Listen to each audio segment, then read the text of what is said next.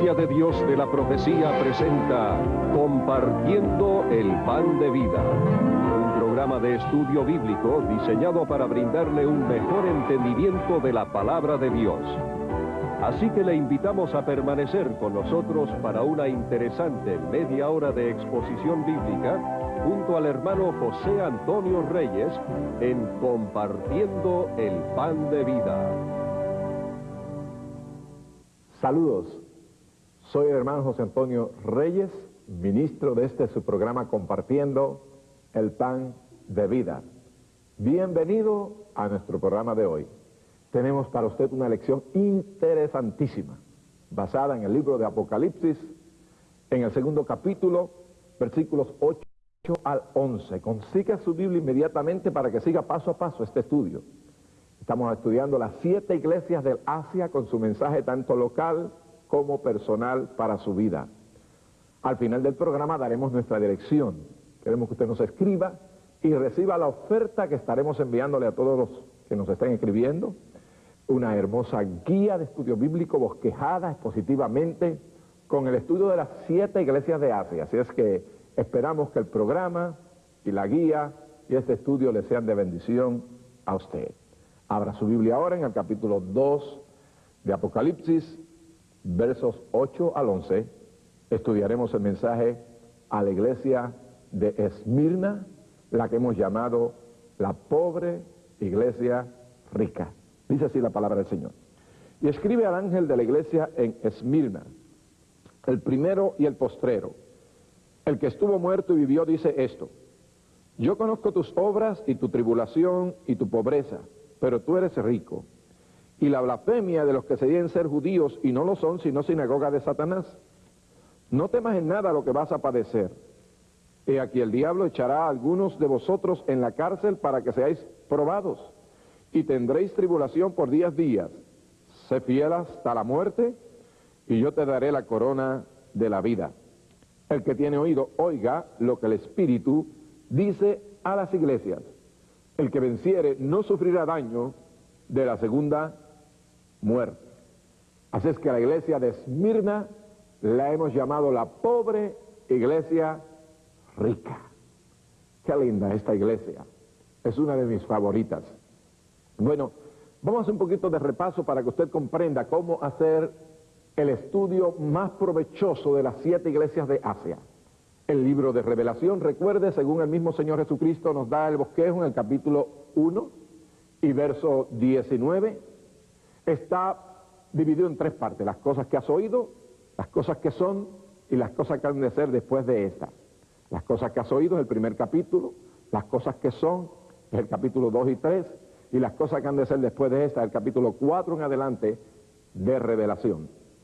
Cuando estudiamos estas 7 epístolas, debemos de saber que estas son iglesias locales, que en ese tiempo en que escribe Juan, aproximadamente el año 96 después de Cristo, ya casi terminando el primer siglo, Juan escribe desde el exilio en la isla de Patmos, una isla rocosa en el mar Mediterráneo, y desde allí Juan escribe a estas iglesias, y estas iglesias estaban localizadas en ciudades muy prominentes de ese tiempo. También estos mensajes tienen una aplicación personal. Cada individuo, cada persona en cualquier lugar del mundo puede ser un hermano parecido a Éfeso, parecido a Filadelfia, parecido a Pérgamo o a Tiatira o alguna de estas iglesias. También estos mensajes tienen una aplicación profética, ya que el libro de Apocalipsis es toda una profecía. Fíjense que el Señor dice: escribe las palabras de esta profecía. Todo el libro de Apocalipsis es una profecía, incluyendo aún el mensaje a las 7 iglesias. Así es que estas iglesias representan también 7 etapas diferentes de la iglesia, desde el tiempo de los apóstoles hasta que la iglesia sea tomada en el rapto. En todas estas cartas siempre aparece el Señor Jesucristo, nos presenta una característica de su vida, la cual suple la necesidad de esa iglesia en ese momento, y también la vida de uno cuando está en esa necesidad.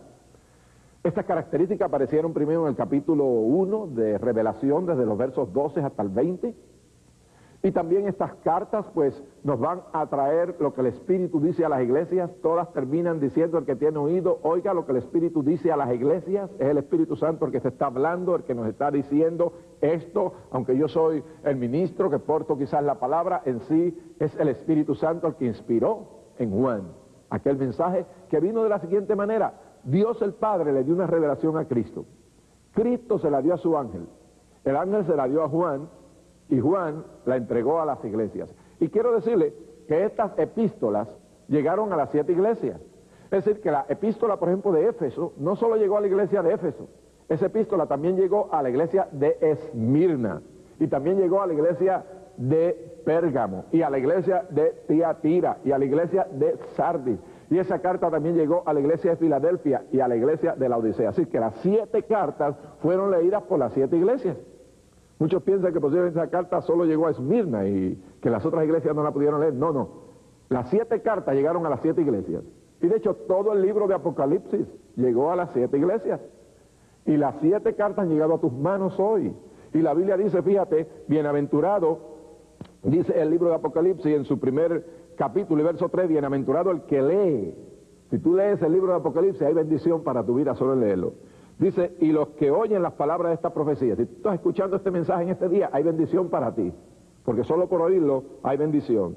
Dice, y los que guardan las cosas en ella escritas. No es solo escucharlo, sino ponerlas en práctica. Por eso el Espíritu dice, que tiene oído para oír, oiga lo que el Espíritu dice a las iglesias. Bueno, esta epístola está dividida, igual que las otras, en 7 partes. Y vamos a ver, lo primero es la localización. La localización. ¿Dónde estaba localizada esta iglesia? Bueno, estaba localizada en la ciudad de Esmirna. Esta ciudad estaba como a 55 kilómetros al norte de la ciudad de Éfeso, que estudiamos en nuestra lección pasada. La iglesia de la ciudad, mejor dicho, de Esmirna, se le llamaba la Gloria del Asia, porque era la capital turística del Asia Menor. ¿Recuerdan ustedes que Éfeso era la capital industrial? Bueno, Esmirna era la capital turística por la belleza. Estaba en el monte Pagos, una montaña preciosa al lado del mar, y en ese monte muy bien urbanizada estaba localizada esta ciudad. Tenía una calle que iba desde el puerto hasta el mismo tope del monte Pagos donde se encontraba la ciudad. Y allí estaba adornada de templos a diferentes dioses, esa calle de oro que se le llamaba.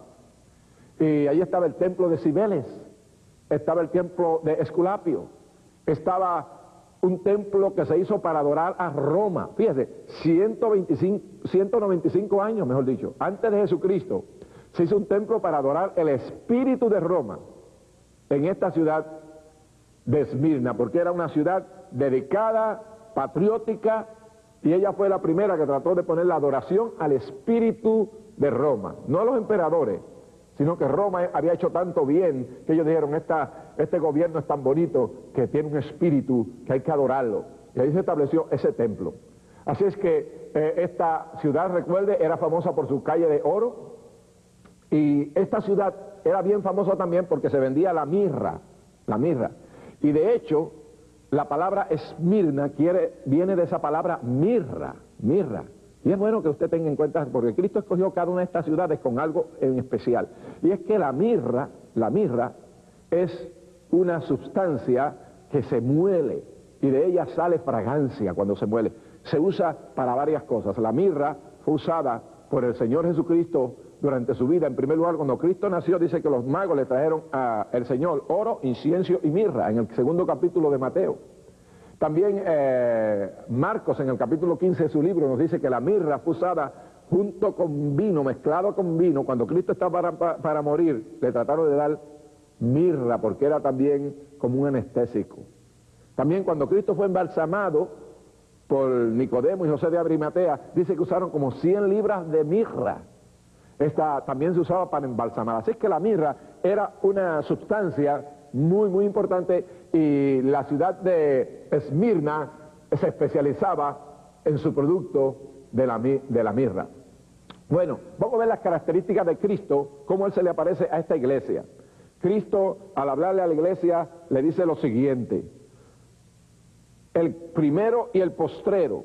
Fíjense en el verso 8, el que estuvo muerto y vivió dice esto. Cristo se le presenta a la iglesia de Esmirna como el primero y el postrero, o sea, el Señor de la historia.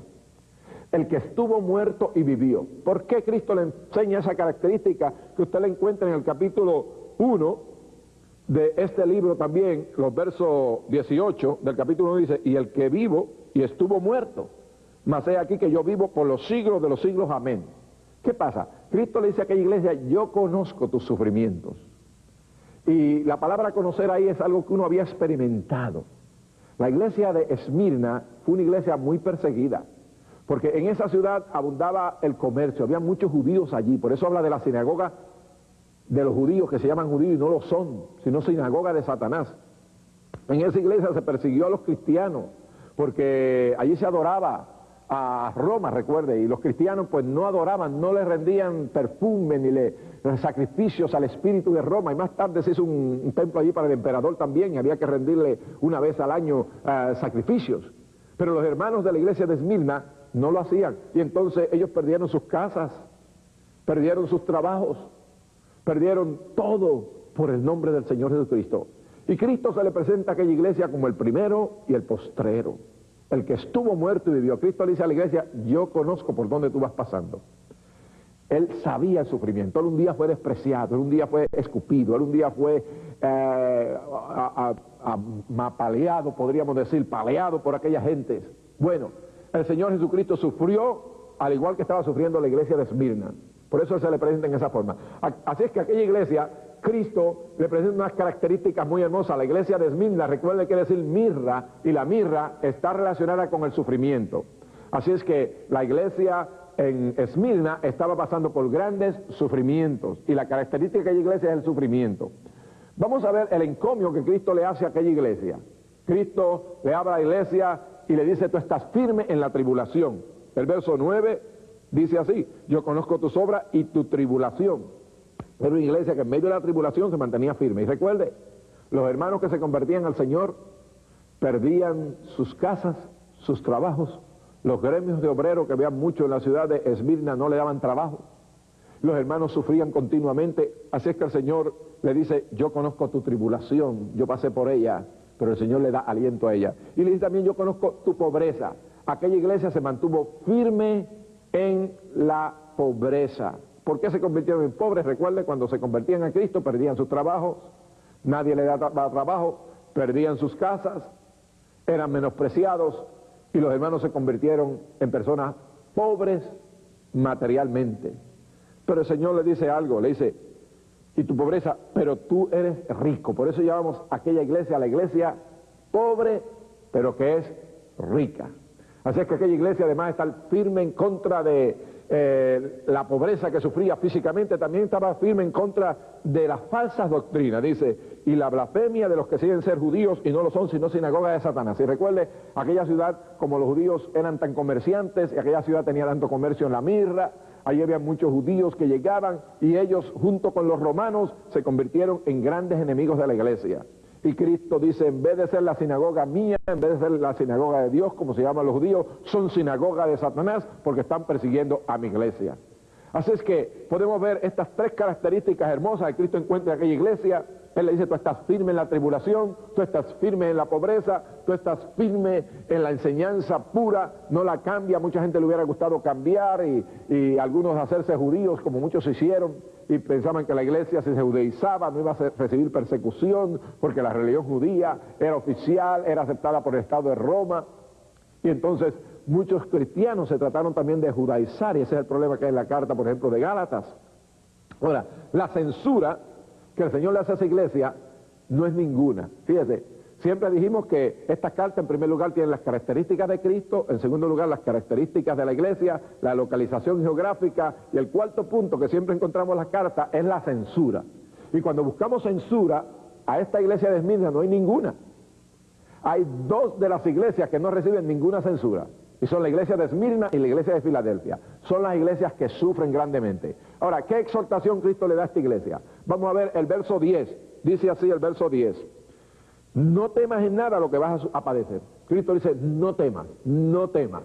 Y es hermoso, se dice que en la Biblia hay 365 ocasiones cuando se dice no temas.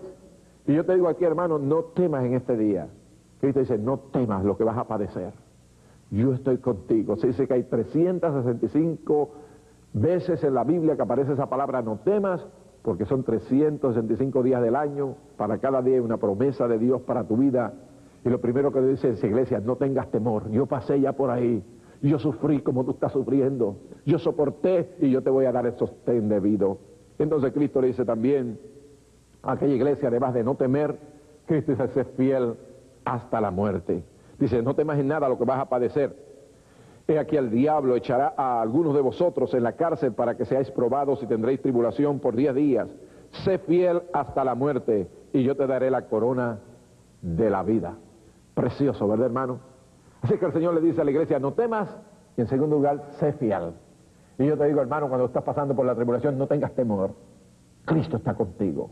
Él dijo, el que estuvo muerto y vivió, dice esto, yo conozco tus obras, y tu tribulación, y pobreza, y la blasfemia de que sin ser judío, y no lo son, sino sinagoga de Satanás. No temas en nada lo que vas a padecer. Sé fiel hasta la muerte, y yo te daré la corona de la vida. Sé fiel. Esa es la hermosa promesa que Dios le da a aquella iglesia. Va a ser tremenda también.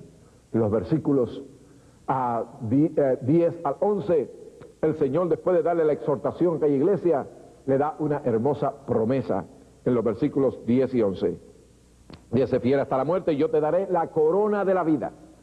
La corona de la vida es la corona del mártir. Cuando Cristo dice, sé fiel, en el primer capítulo Cristo se presenta como el testigo fiel. Y eso quiere decir que se sostuvo hasta morir por la causa gloriosa del Evangelio. Y cuando Cristo le dice a aquella iglesia de Esmirna, sé fiel, que sea un testigo fiel, sé fiel hasta ser mártir.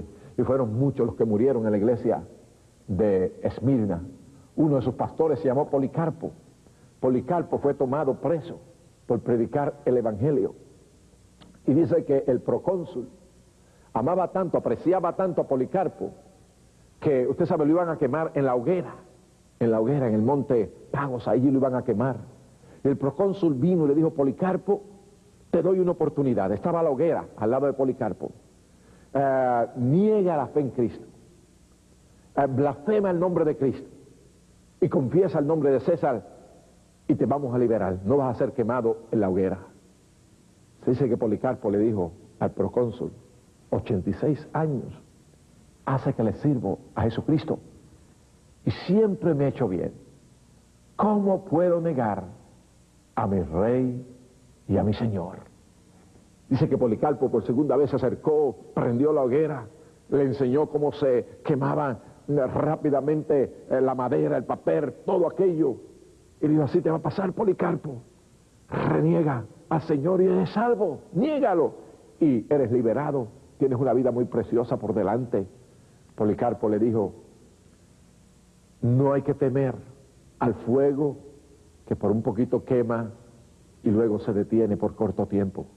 Hay que temer a aquel que tiene un fuego eterno, el cual nunca, nunca se apagará. Entonces que los hombres trataron de coger a Policarpo y atarlo a la estaca, rodearlo de la madera, y Policarpo le dijo, no me tienen que atar. El mismo Cristo que me dé el valor para aguantarme bajo el dolor de las llamas, me va a dar el valor para sostenerme sin moverme de en medio de ellas. Y así fue. Los labios de Policarpo dice que se abrieron mientras las llamas ardían, diciendo, Jesús, te doy gracias porque te ha parecido bien hacerme digno de ser un mártir más en tu causa. Y así murió Policarpo, el pastor de la iglesia de Esmirna. Cristo le dice, yo te voy a dar la corona de la vida. Dice que una vez unos soldados romanos tomaron un cristiano y lo mataron, lo iban a matar y le ofrecieron una oportunidad de que él renegara a Cristo y aceptara a César. Dice que en el último momento aquel cristiano claudicó y sí negó al Señor. Y uno de los soldados romanos dice que se puso en el lugar de aquel hombre y le dijo, mátenme a mí, porque yo vi una corona gloriosa que venían para ponerse en la cabeza de este cristiano y el ángel se la llevó y yo quiero esa corona. Amigo, hay una corona de la vida para ceñirla por la eternidad, aquellos que sean fieles hasta la muerte. También el Señor le dice que no sufrirá daño de la muerte segunda. Fíjese lo que dice el verso 11, el que tiene oído oiga lo que el Espíritu dice a las iglesias, el que venciere no sufrirá daño de la segunda muerte. Así es que es hermoso. El que muere 2 veces, o sea, se dice que el que nace 2 veces, el que nace materialmente y espiritualmente solo muere una vez. Pero el que nace una sola vez, si solo mueres físicamente, si solo naces físicamente, vas a morir 2 veces. Así es que el cristiano no verá muerte no sufrirá daño de la muerte segunda. Amigos y hermanos, todo el mundo ha de morir. Una sola vez está establecido que los hombres mueren y después del juicio. Pero el que le sirve al Señor no sufrirá daño de la muerte segunda. La muerte primera es para todos, y posiblemente hay cristianos que si participan del rapto ni verán la primera muerte ni la segunda. Y nosotros estamos cerca del rapto de la iglesia. Pero si aún pasamos por la muerte primera, no veremos la muerte segunda. La muerte segunda quiere decir separación eterna de Dios. La palabra muerte quiere decir separación. Muerte física es separación del alma del cuerpo. Muerte espiritual es separación de la persona eternamente de Dios. Bueno, el periodo histórico que cubre esta iglesia de Esmirna es desde el año 100 después de Cristo hasta el año 313 después de Cristo. En ese año Constantino se unió al cristianismo, no se convirtió, pero sí aceptó el cristianismo y lo estableció como la religión oficial. Y el periodo de la iglesia que cubre Esmirna es desde el año 100 hasta el 313. Ahí hubieron 10 grandes persecuciones. Aun cuando se dice que el Señor le habló que van a haber tribulación por 10 días, hubieron 10 grandes persecuciones, desde la primera bajo Nerón hasta la última bajo Diocleciano, que persiguió a la iglesia por 10 años consecutivamente, el último hombre. Y es muy interesante ver por qué Dios le dijo que va a sufrir persecución por 10 días. Hubieron 10 años terribles de persecución por el último hombre que dirigió la 10ª persecución en contra de la iglesia, Diocleciano, pero el Señor le dijo: sé fiel hasta la muerte y yo te daré la corona de la vida. ¿Sabe usted que la iglesia cuando más creció y más se desarrolló fue en el tiempo ese de la persecución? Se dice que para el tiempo de Constantino, en el año 313 después de Cristo, habían cerca de 60 millones, la mitad casi del imperio romano, eran gente que le servían al Señor. La iglesia había penetrado por todas partes y Constantino, como un político, vio que nada detenía a la iglesia, mientras la iglesia era más perseguida, porque la sangre de los mártires es la semilla de donde nace la iglesia. La sangre de los mártires también es el fertilizante que fertiliza a la iglesia, y es la iglesia que sufre la que es más purificada por el Señor. Así es que a veces mucha gente está en los días de hoy hablando solo de la prosperidad de la iglesia. Y hay personas, la iglesia está en algunos lugares, algunas partes del mundo donde todo el mundo prospera, y claro, ahí prosperan los cristianos, pero le voy a decir, la iglesia más fuerte, la iglesia que donde más están creciendo, es en los países donde más persecución hay. Los hermanos de Esmirna no tenían casa, le habían quitado las casas, no tenían trabajo, tenían solo para subsistir, apenas con un poquito de comida para subsistir, pero Cristo le dice: yo conozco tus obras y tu tribulación y tu pobreza, pero tú eres rico. Contrario a la iglesia de la Odisea, que vamos a estudiar más tarde, que aparece en el capítulo 3, que es una iglesia rica, pero que es pobre. Hay mucha gente que confunde, las riquezas de Dios no son solo materiales, si Dios las da, amén. Pero las riquezas de Dios, las riquezas bíblicas, es más que nada espiritual, es tener buena relación con Dios, es estar dentro de la voluntad del Señor, es vivir para Cristo, es tener esa confraternidad y compañerismo interno con la persona del Señor Jesucristo. Así es que, repasando, encontramos que la iglesia de Esmirna estaba localizada en una hermosa ciudad que se llamaba la Gloria de Asia, como a 55 kilómetros al norte de Éfeso. Aquella iglesia a Cristo se le aparece como el que estuvo muerto y vivió, como el primero y el postrero. Aquella iglesia de Esmirna, la palabra Esmirna quiere decir mirra, porque aquella iglesia iba a pasar por mucho sufrimiento. La mirra era molida, muy molida, para sacar la fragancia. Y así mismo aquella iglesia, mientras más molida fue por la tribulación y los problemas y las luchas, más fragancia dio para Cristo. Yo no sé si tú estás pasando por tribulación y problemas y luchas, enfermedades ahora mismo. No pienses que Dios te ha dejado, mejor dicho, Dios te quiere bendecir y ayudar. Aquella iglesia no recibe ninguna censura de parte del Señor, porque es la iglesia que pasa por el fuego de la prueba, como Pedro le dijo a los hermanos: no teman cuando pasan por el fuego de la prueba. Aquella iglesia, el Señor le exhorta a ser fiel hasta la muerte, y no temas lo que vas a padecer. A aquella iglesia el Señor le da la promesa de la corona de la vida y le da la promesa de que la muerte segunda no la podrá tocar. Amigo, ¿eres tú un creyente que le sirves a Cristo solo cuando hay bendiciones en tu vida? Le voy a decir, Cristo dice que demos gracias en todo, porque esta es la voluntad de Dios para con nosotros en Cristo Jesús. Puede que tu vida en los últimos años esté pasando por una tribulación que tú dices, ¿de dónde, Señor? ¿Por qué me ocurre esto? La iglesia designa tan fiel al Señor, ¿por qué estoy pasando, Señor, por tanta tribulación y problema? Ellos no se lo preguntaban, ellos seguían sirviéndole a Cristo. Y Cristo le entregó la corona de la vida y les cuidó de la muerte segunda. Es hermoso servirle al Señor y vivir para Él y amarle, no solo cuando todo va bien, pero también cuando hay problemas, luchas y dificultades. Qué promesa tremenda es la promesa del Señor. Sé fiel hasta la muerte. Yo, Cristo, te daré la corona de la vida. Quiero informarle que para ayudarle a usted a continuar creciendo en su vida espiritual, hemos preparado una hermosa guía de estudio bíblico sobre las 7 iglesias de Asia. En esta cubrimos temas tales como la iglesia que perdió el primer amor, la pobre iglesia rica, la iglesia rica que era pobre, la iglesia que se casó con el mundo y otros temas más que le edificarán grandemente a usted. Solicite su guía hoy mismo. Dios te bendiga, te espero en la próxima ocasión. Que la paz y el gozo del Señor Jesucristo sean sobre ti. Recuerda, te amamos y Cristo te ama.